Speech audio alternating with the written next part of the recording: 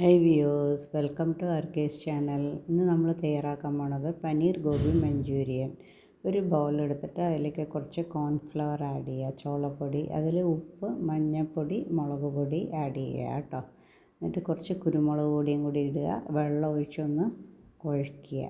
അതിലേക്ക് പനീർ ഇട്ട് കൊടുക്കുക. അതിലേക്ക് പിന്നെ അതിനെ ഒന്ന് കുഴച്ചിട്ട് അതിലേക്ക് നമ്മൾ കോളിഫ്ലവറും കൂടി ഇട്ട് കൊടുക്കുക കേട്ടോ. എല്ലാം നന്നായിട്ട് അതിലേക്ക് കോട്ടാവണം. ഓക്കെ, അതാ കണ്ടില്ലേ, ഇതേപോലെ നല്ലോണം എല്ലാത്തിലും പുരട്ടി വെക്കുക കേട്ടോ. എന്നിട്ട് ഒരു പാൻ എടുത്തിട്ട് അതിലേക്ക് എല്ലാം വറുത്ത് കോരുക. നിങ്ങൾക്ക് ഡീപ്പ് ഫ്രൈ അല്ലെങ്കിൽ ഷാലോ ഫ്രൈ ചെയ്യാം.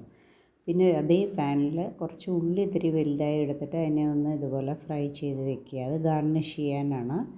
പിന്നെ അതേ പാൻ തന്നെയാണ് എല്ലാത്തിനും എടുക്കണം കേട്ടോ. ഉള്ളി വെളുത്തുള്ളി ഒന്ന് മൂപ്പിച്ചിട്ട് അതിലേക്ക് soya sauce, green chilli sauce, then tomato hot and sour sauce, എല്ലാ സോസും ഒഴിച്ചു കൊടുക്കുക. എന്നിട്ട് അതിലേക്ക് ഈ വേവിച്ച് വെച്ച ഗോപിയും പനീറും ഇട്ട് കൊടുക്കുക.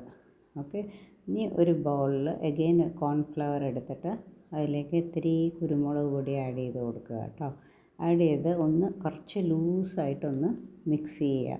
ഇത് എന്തിനാണ് ചെയ്യണമെന്ന് വെച്ചാൽ ഇത് നമ്മൾ കുറച്ച് ഗ്രേവി കിട്ടാൻ വേണ്ടി അതിൽ ഒഴിച്ചു കൊടുക്കാൻ വേണ്ടിയിട്ടാണ് കേട്ടോ.